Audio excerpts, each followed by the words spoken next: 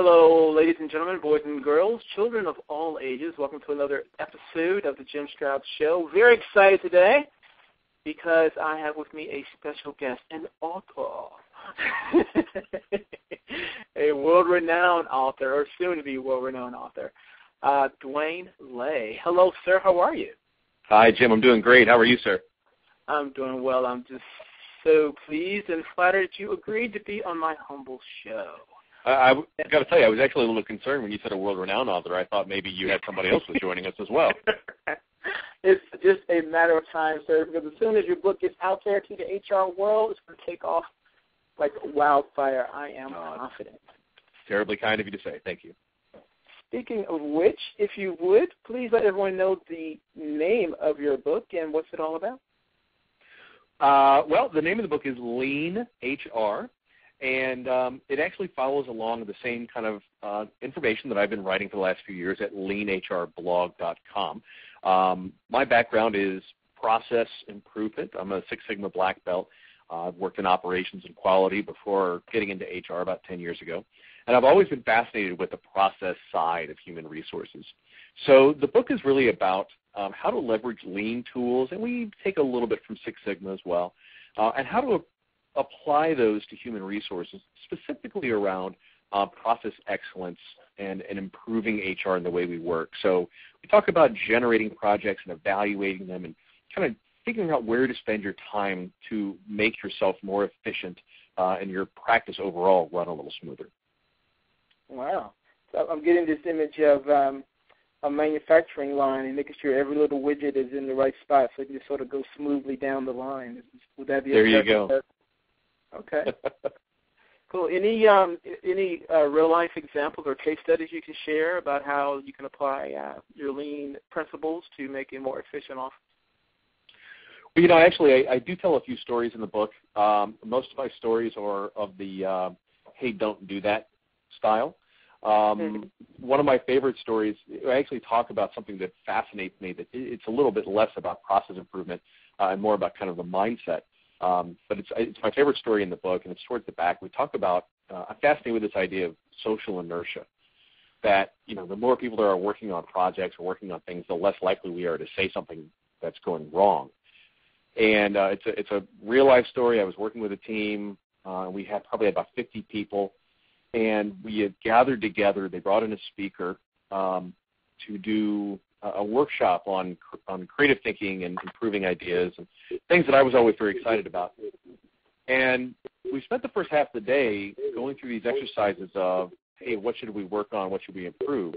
Which I thought was weird because we knew exactly what needed to be done, but we were following the person's guidance. And you could tell that people weren't really enjoying it all that much. Everyone in the room seemed to be having a bad time, but we just kind of kept letting it go. And then we took a break, and I remember hearing the VP in the room talking to the director, who happened to be my boss. She pulled him aside and said, I hate this guy. Are we going to do this all day? Right. And he was like, no, because he was the one who had hired him. And that was everyone hated this guy, and it's not like on a personal level, right? But just wow, we're not getting much out of our time together.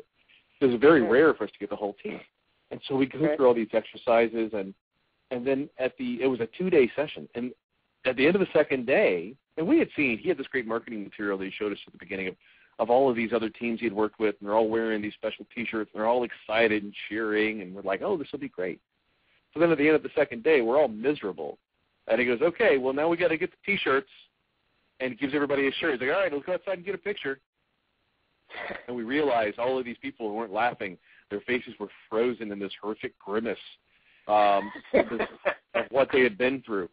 And the vice president, the person who I had heard saying, I hate him, I don't want to spend any more time with this, is telling all of us we have to go outside and we have to cheer and we have to smile and get our picture taken because it would be really awkward to not do that. Wow. And I'm watching this and I'm fascinated by it, that it's like, because if your leader is telling you, then who else is going to stand up and go, hey, I thought we all hated this guy. But it's really, there's so much pressure to not say anything and just to go along to get along.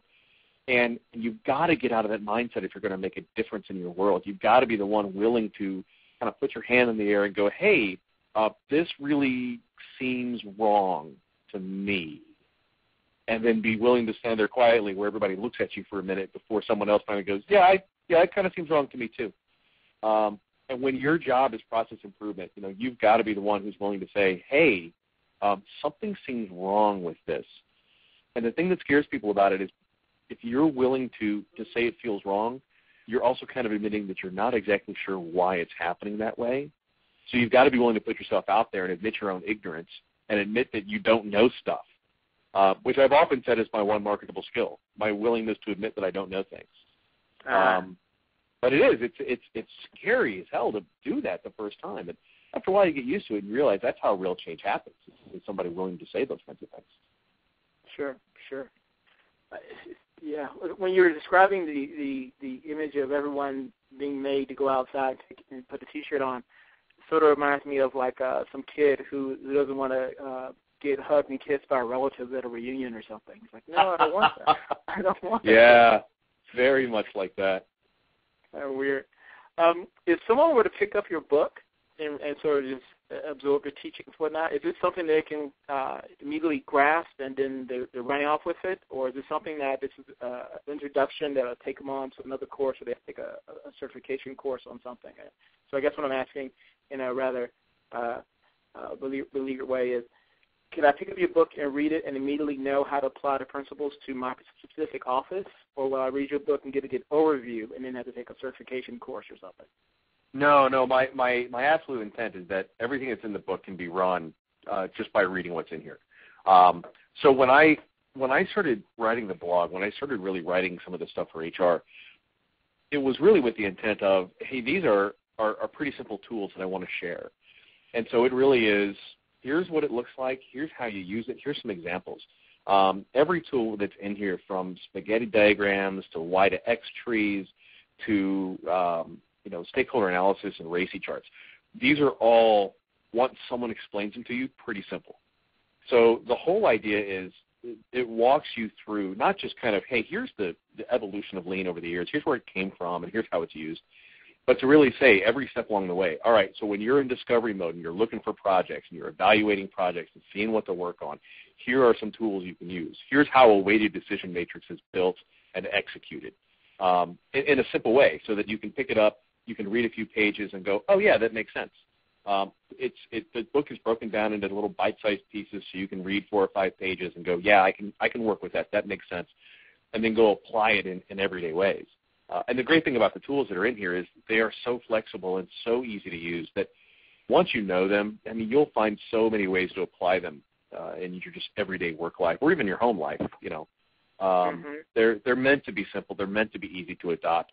I mean, I'm all for people getting certified. I went through black belt training. It changed my life. It changed the way I see the world. I now have that free case of OCD that comes with the black belt. You just never quite see things the same way. But no, it's a standalone piece, and I hope people can pick it up and start running right away with the information inside. Who would be the best or typical reader of your book? Would it be someone like the head of HR for a big corporation, or would it be like a lowly manager at a small company? I mean, who is like the best audience for your book?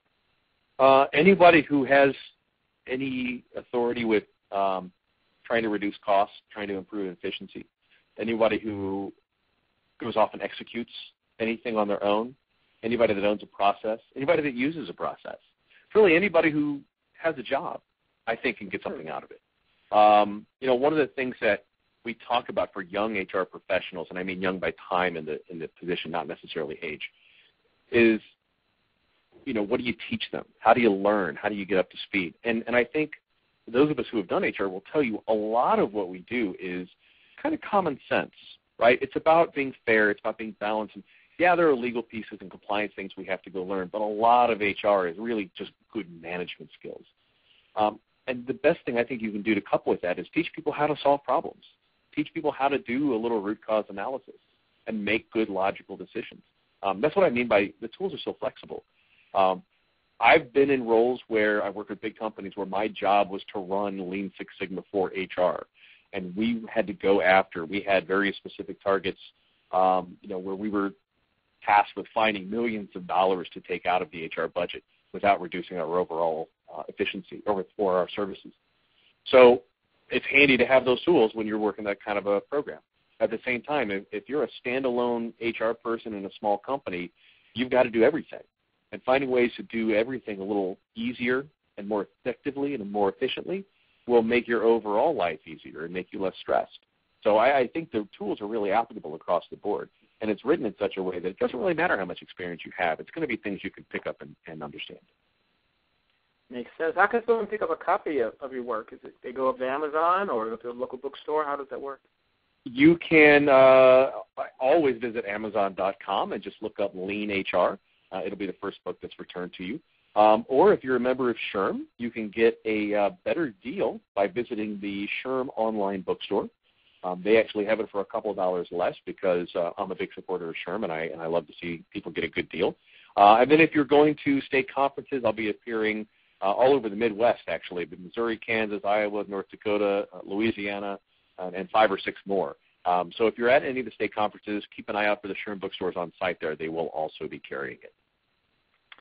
Well, Dwane Lay, thank you for your time, and thank you for such a wonderful resource, and I'm sure will be of help to people all over the globe. It's just a matter of time. Thank you so much. Thank you so much for having me, Jim. I'm really pleased to get to kind of share what I know with people, and I hope it helps make a dent somewhere in the world, and it makes people's lives a little bit easier. Thank you so much. Talk to you soon.